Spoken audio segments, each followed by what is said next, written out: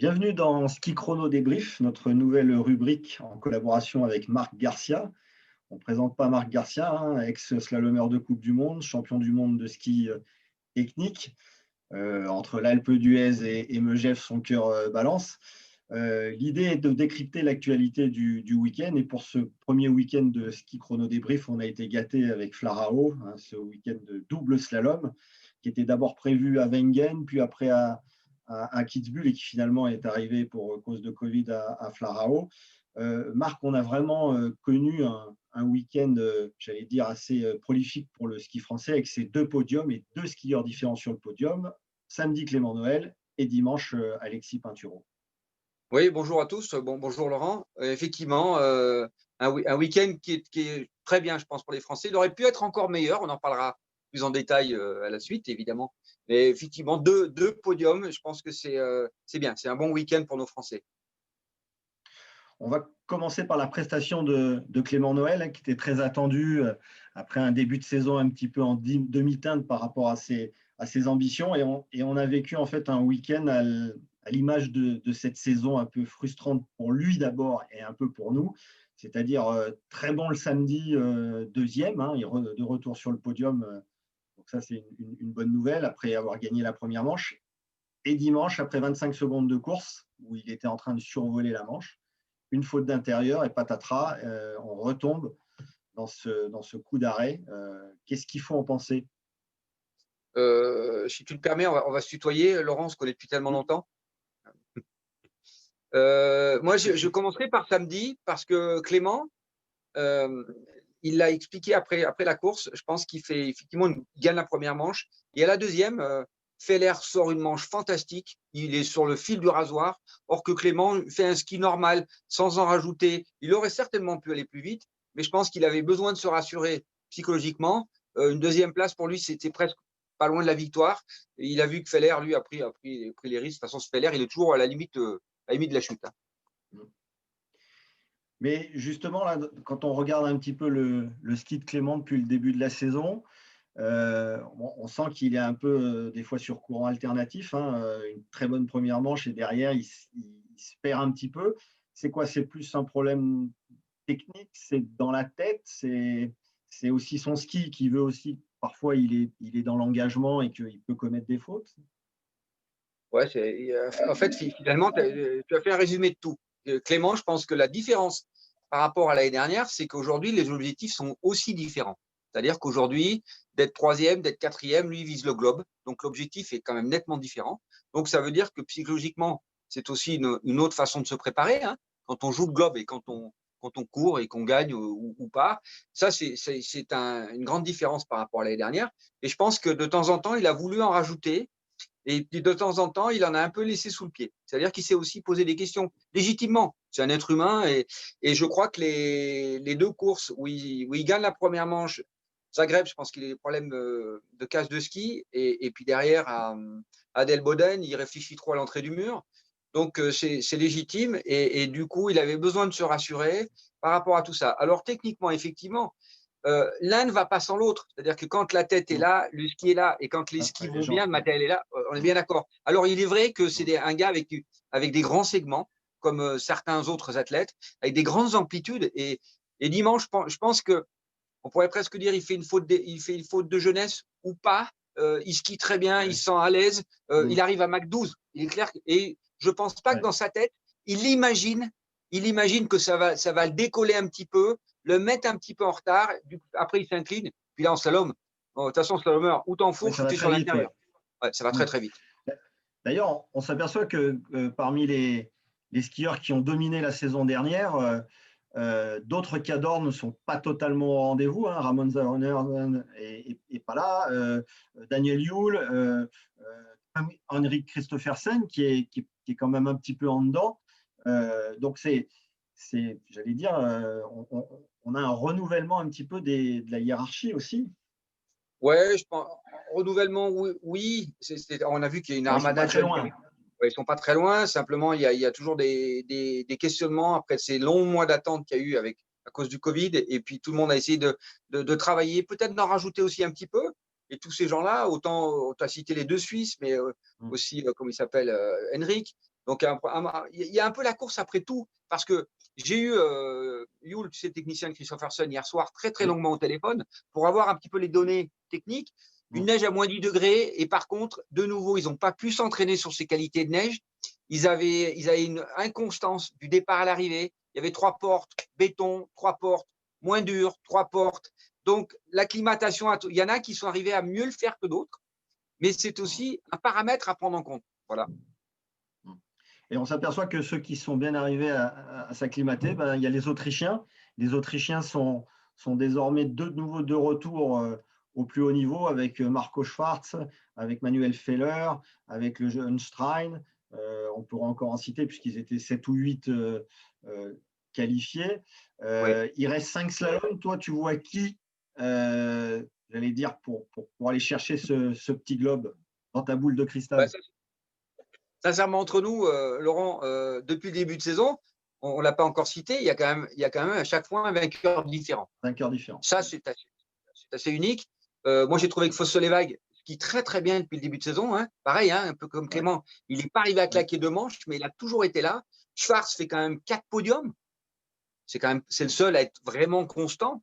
Donc, sur la spirale dans laquelle il est, attention, il va falloir penser à lui, à Schwarz. Maintenant, rien n'est perdu pour Clément. Tu sais, les points, on va les compter à l'arrivée. Hein. Donc, un slalom, c'est vite fait. On est vite par terre, on peut enfourcher. Enfin, il y a des facteurs énormes qui rentrent en compte. Mais il reste 5 slaloms. Hein. Et il reste 5 slaloms. Donc, en tout cas, ça va être intéressant parce que du coup, c'est palpitant parce qu'encore une fois, chaque week-end, on en a un qui rentre, qu'on attendait plus ou moins, tu vois. Mais les grands favoris, comme tu l'as dit, pour l'instant, on ne les a pas vus aussi bien que l'année dernière. Encore.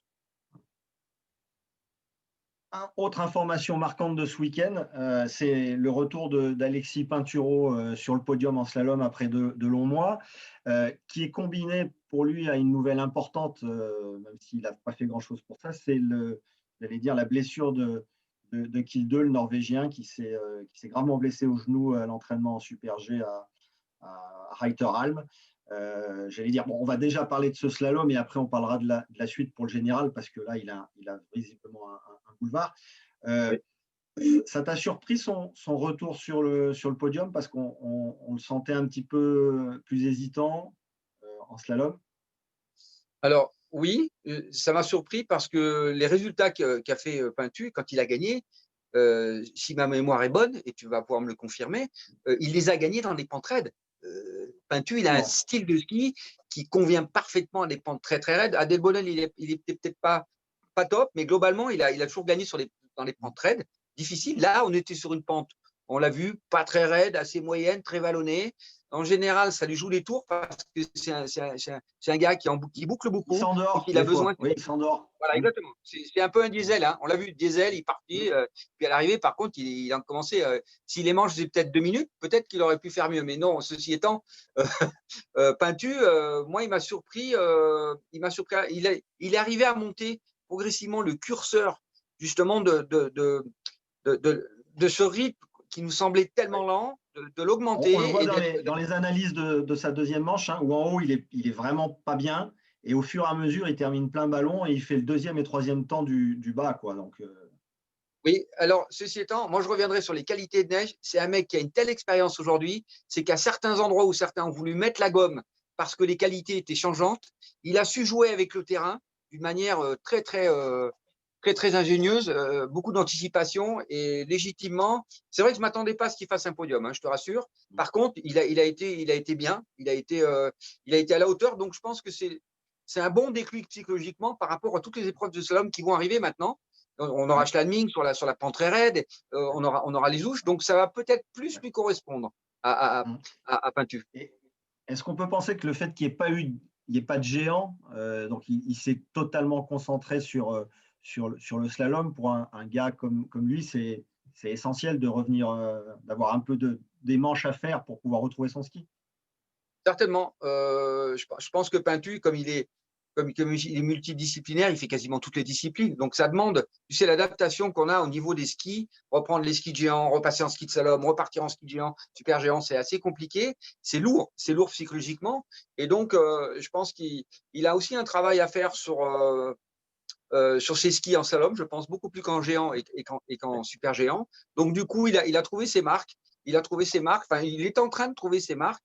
Et je pense que, légitimement, avec le staff qu'il a autour de lui, il va, je pense, monter crescendo. Il va pouvoir être. Il aime bien il est cartésien, Peintu. C'est un mec cartésien, donc il a besoin de prendre tranquillement son temps pour se poser, pour faire ses choses. Voilà, des points de repère. Il y en a, c'est des avions de chasse. Ils partent, boum. Feller, c'est un mec qui part à 200 à l'heure dans tous les sens. Peintu, il a besoin de sentir la neige, il a besoin d'être structuré. Et là, moi, je pense que pour lui, hier, c'est essentiel. Et il a besoin de marquer des points puisqu'il joue le général et donc il doit être régulier.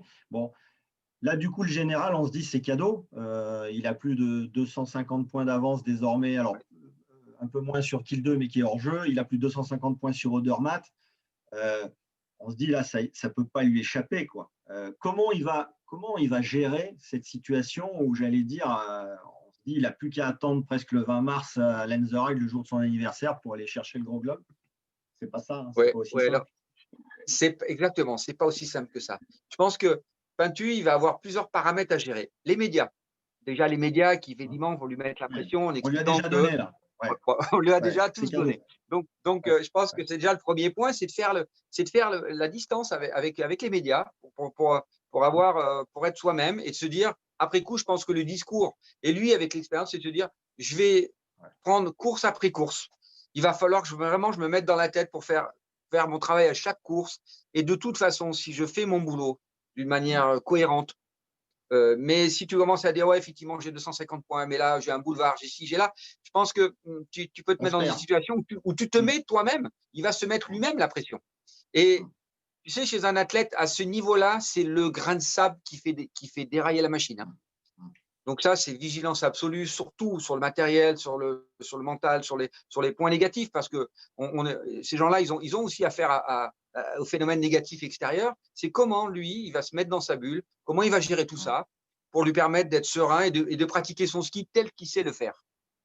Et là, le fait qu'il ait une structure personnelle, une cellule, c'est un avantage pour te mettre dans ta bulle, d'autant plus avec le Covid, qui est une vraie bulle à lui seul. Donc là, on a une double bulle, quoi. Ouais, là c'est clair. Il a déjà su, vous l'avez expliqué dans Ski Chrono, il a un van, il s'isole aussi vis-à-vis de tout ça. Donc, il avait déjà bien anticipé. Et il est clair que dans ces situations-là, il va falloir qu'il s'isole. Comme si finalement, il va préparer les Jeux Olympiques. À un moment donné, il faut être capable de t'isoler. Il faut être capable d'absorber, mais à un moment donné, il faut être capable aussi d'être imperméable à tout ça. Et ça va être sa force de caractère. On a hâte de le retrouver à Chamonix, mais avant Chamonix, il y aura une étape de vitesse la semaine prochaine. Donc, on se retrouvera dès lundi après Kitzbühel pour débriefer la vitesse. Ça nous changera un peu des slaloms. Ouais. Je voudrais juste signaler le podium et le retour de Tessa Worley à Kranjska-Gora, une piste que tu connais bien, Marc. Ça fait plaisir de voir que Tessa a retrouvé aussi le fil et qu'elle est avec nous désormais et qu'elle est aussi de nouveau à la bagarre pour redonner un peu le sourire au ski féminin français. Voilà. Marc, je te remercie. Oui. Merci, un petit mot sur Tessa. Oui, rapidement. Un petit mot sur Tessa. Oui, sur Tessa, elle est française parce que Dorian se qualifie pour la première fois et c'est à mentionner. Coralie passe un peu au travers la premier géant au deuxième. J'ai eu Lionel hier soir qui était très très satisfait de l'ensemble de ces trois athlètes. Tessa évidemment monté un cran, elle a fait quelques fautes. On a vu une Bassino dominée, absolument magnifique. Mais Tessa est là, elle revient bien. Et attention à Tessa. Là, elle est en train de monter le curseur. Elle est bien sur des pistes techniques comme ça, verglacées. Elle a fait un magnifique ski. En tout cas, bravo filles. Elle sera à suivre à Cortina pour les championnats du monde. Certainement. Certainement. On mettra une pièce. Ok. Merci Marc. Bonne semaine. Rendez-vous après Kitzbühel. Merci à tous. Merci à toi, Laurent.